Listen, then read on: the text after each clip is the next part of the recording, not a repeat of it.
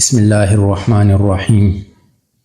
آج کی ہماری ویڈیو حضرت سعید بن جبیر رحمۃ اللہ علیہ کی حجاج سے جو گفتگو ہے اس سے متعلق ہے۔ حضرت سعید بن جبیر وہ شخص ہیں جنہوں نے ابن الاشعث کے ساتھ مل کر حجاج کا مقابلہ کیا۔ حجاج عبد الملک بن مروان کی طرف سے حاکم تھا۔ سعید بن جبیر رحمۃ اللہ علیہ مشہور تابعی ہیں اور بڑے علماء میں ان کا شمار ہوتا ہے۔ حکومت اور بالخصوص حجاج کو ان سے بغض و عداوت تھی، اور چونکہ مقابلہ کیا تھا اس لیے عداوت کا ہونا بھی ضروری تھا۔ مقابلے میں حجاج ان کو گرفتار نہ کر سکا۔ یہ شکست کے بعد چھپ کر مکہ مکرمہ چلے گئے۔ حکومت نے اپنے ایک خاص آدمی کو مکہ مکرمہ کا حاکم بنایا اور پہلے حاکم کو اپنے پاس بلا لیا۔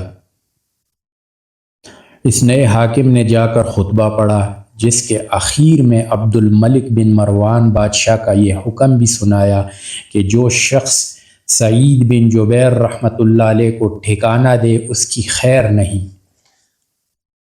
اس کے بعد اس حاکم نے خود اپنی طرف سے بھی قسم کھائی کہ جس کے گھر میں وہ ملے گا اس کو قتل کر دیا جائے گا، اور اس کے گھر کو نیز اس کے پڑوسیوں کے گھر کو بھی ڈھا دیا جائے گا۔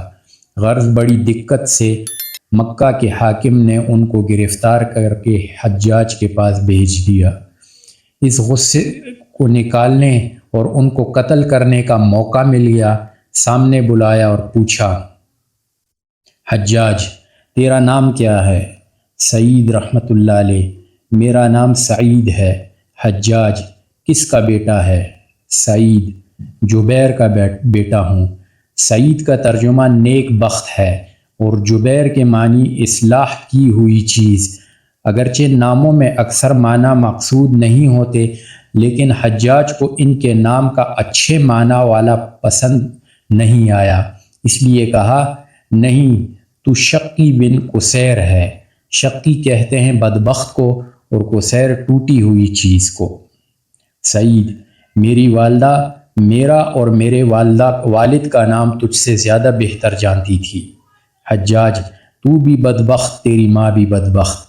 سعید غیب کا جاننے والا تیرے علاوہ اور بھی ہے، یعنی علام الغیوب۔ حجاج دیکھ اب میں تجھے موت کے گھاٹ اتارتا ہوں۔ سعید تو میری ماں نے میرا نام درست رکھا۔ حجاج اب میں تجھ کو زندگی کے بدلے کیسا جہنم رسید کرتا ہوں۔ سعید اگر میں یہ جانتا کہ یہ تیرے اختیار میں ہے تو تجھ کو اپنا معبود بنا لیتا۔ حجاج حضور اقدس صلی اللہ علیہ وآلہ وسلم کی نسبت تیرا کیا عقیدہ ہے؟ سعید وہ رحمت کے نبی تھے اور اللہ کے رسول تھے جو بہترین نصیحت کے ساتھ تمام دنیا کی طرف بھیجے گئے۔ حجاج خلفاء کی نسبت تیرا کیا خیال ہے؟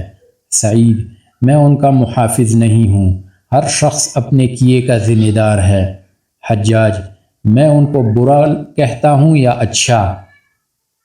سعید جس چیز کا مجھے علم نہیں میں اس کے بارے میں کیا کہہ سکتا ہوں، مجھے اپنا ہی حال معلوم ہے۔ سعید ان میں سب سے زیادہ پسندیدہ تیرے نزدیک کون ہے؟ سعید جو سب سے زیادہ میرے مالک کو راضی کرنے والا تھا۔ حجاج سب سے زیادہ راضی رکھنے والا کون تھا؟ سعید اس کو وہی جانتا ہے جو دلوں کے بھیدوں اور چھپے ہوئے رازوں سے واقف ہے۔ حجاج حضرت علی رضی اللہ تعالیٰ عنہ جنت میں ہیں یا جہنم میں؟ سعید اگر میں جنت اور جہنم میں جاؤں اور وہاں والوں کو دیکھ لوں تو بتلا سکتا ہوں۔ حجاج میں قیامت میں کیسا آدمی ہوں گا؟ سعید میں اس سے کم ہوں کہ غیب پر مطلع کیا جاؤں۔ حجاج تو مجھ سے سچ بولنے کا ارادہ نہیں رکھتا؟ سعید میں نے جھوٹ بھی نہیں کہا۔ حجاج تو کبھی ہنستا کیوں نہیں؟ سعید کوئی بات ہنسنے کی نہیں دیکھتا، اور وہ شخص کیا ہنسے جو مٹی سے بنا ہو اور قیامت میں اس کو جانا ہو اور دنیا کے فتنوں میں دن رات رہتا ہو۔ حجاج میں تو ہنستا ہوں۔ سعید اللہ نے ایسے ہی مختلف طریقوں میں ہم کو بنایا ہے۔ حجاج میں تجھے قتل کرنے والا ہوں۔ سعید میری موت کا سبب پیدا کرنے والا اپنے کام سے فارغ ہو چکا؟ حجاج: میں اللہ کے نزدیک تجھ سے زیادہ محبوب ہوں۔ سعید: اللہ پر کوئی بھی جرت نہیں کر سکتا جب تک کہ اپنا مرتبہ معلوم نہ کر لے، اور غیب کی اللہ ہی کو خبر ہے۔ حجاج: میں کیوں جرت نہیں کر سکتا، حالانکہ میں جماعت کے بادشاہ کے ساتھ ہوں اور تو باغیوں کے جماعت کے ساتھ ہے۔ سعید: میں جماعت سے علیحدہ نہیں ہوں اور فتنے کو خود ہی پسند نہیں کرتا، اور جو تقدیر میں ہے اس کو کوئی ٹال نہیں سکتا۔ حجاج: ہم جو کچھ امیر المومنین کے لیے جمع کرتے ہیں اس کو تو کیسا سمجھتا ہے؟ سعید: میں نہیں جانتا کہ تو نے کیا جمع کیا۔ حجاج نے سونا چاندی کپڑے وغیرہ منگوا کر ان کے سامنے رکھ دیے۔ سعید: یہ اچھی چیزیں ہیں اگر اپنی شرط کے موافق ہوں۔ حجاج: شرط کیا ہے؟ سعید: یہ کہ تو ان سے ایسی چیزیں خریدے جو بڑے گھبراہٹ کے دن یعنی قیامت کے دن امن پیدا کرنے والی ہوں، ورنہ ہر دودھ پلانے والی دودھ پیتے کو بھول جائے گی اور حمل گر جائیں گے، اور آدمی کو اچھی چیز کے سوا کچھ بھی کام نہ دے گی۔ حجاج: ہم نے جو جمع کیا یہ اچھی چیز نہیں؟ سعید: تو نے جمع کیا تو ہی اس کی اچھائی کو سمجھ سکتا ہے۔ حجاج: کیا تو اس میں سے کوئی چیز اپنے لیے پسند کرتا ہے؟ سعید: میں صرف اس چیز کو پسند کرتا ہوں جس کو اللہ پسند کرے۔ حجاج: تیرے لیے ہلاکت ہو۔ سعید: ہلاکت اس شخص کے لیے ہے جو جنت سے ہٹا کر جہنم میں داخل کر دیا جائے۔ حجاج: بتلا میں تجھے کس طرح قتل کروں؟ سعید: جس طرح قتل ہونا اپنے لیے پسند ہو۔ حجاج: کیا تجھے معاف کر دوں؟ سعید: معافی اللہ کے یہاں کی معافی ہے، تیرا معاف کرنا کوئی بھی چیز نہیں۔ حجاج نے جلاد کو حکم دیا کہ اس کو قتل کر دو۔ سعید باہر لائے گئے اور ہنسنے لگے۔ حجاج کو اس کی اطلاع دی گئی، پھر بلایا اور پوچھا: حجاج تو کیوں ہنسا؟ سعید: تیری اللہ پر جرت اور اللہ کے تجھ پر حلم سے، یعنی گویا میں اس بات پر تعجب کر رہا ہوں کہ دیکھو یہ شخص حجاج کس قدر حد سے بڑھ رہا ہے، اور اللہ رب العالمین کی برداشت دیکھو کہ سب کچھ دیکھ رہا ہے اور خاموش ہے۔ حجاج: میں اس کو قتل کرتا ہوں جس نے مسلمانوں کی جماعت میں تفریق کی۔ پھر جلاد سے خطاب کر کے کہا: میرے سامنے اس کی گردن اڑا دو۔ سعید: میں 2 رکعت نماز پڑھ لوں۔ نماز پڑھی، پھر قبلہ رخ ہو کر وجہت وجہی للذی فطر السماوات والارض حنیفا وما انا من المشرکین پڑھا، یعنی میں نے اپنا منہ اس پاک ذات کی طرف کیا جس نے آسمان و زمین بنائے، اور میں سب طرف سے ہٹ کر ادھر متوجہ ہوا اور نہیں ہوں مشرکین میں سے۔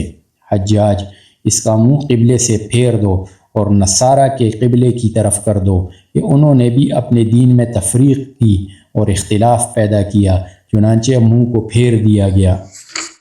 سعید: فَأَيْنَمَا تُوَلُّوا فَثَمَّ وَجْهُ اللّہ، تم منہ پھیرو ادھر بھی اللہ ہے۔ حجاج: اوندا لٹا دو، یعنی زمین کی طرف منہ کر دو، ہم تو ظاہری پر عمل کرنے کے ذمہ دار ہیں۔ سعید: منہا خلقناکم وفیہا نعیدکم ومنہا نخرجکم تارۃ اخری، ہم نے زمین ہی سے تم کو پیدا کیا اور پھر اسی سے پھر دوبارہ اٹھائیں گے۔ حجاج: اس کو قتل کر دو۔ سعید: میں تجھے اس بات کا گواہ بناتا ہوں، اشہد ان لا الہ الا اللہ وحدہ لا شریک لہ واشہد ان محمدا عبدہ ورسولہ، تو اس کو محفوظ رکھنا، جب میں تجھ سے قیامت کے دن ملوں گا تو لے لوں گا۔ اس کے بعد وہ شہید کر دیے گئے۔ انا للہ و انا الیہ راجعون، ان کے قتل کے بعد بدن سے خون بہت زیادہ نکلا، جس سے حجاج کو بھی حیرت ہوئی۔ اپنے طبیب سے اس کی وجہ پوچھی، اس نے کہا کہ ان کا دل نہایت مطمئن تھا اور قتل کا ذرا بھی خوف ان کے دل میں نہیں تھا، اس لیے خون اپنی اصل مقدار پر قائم رہا، بخلاف ان لوگوں کے کہ خوف سے ان کا خون پہلے سے ہی خشک ہو جاتا ہے۔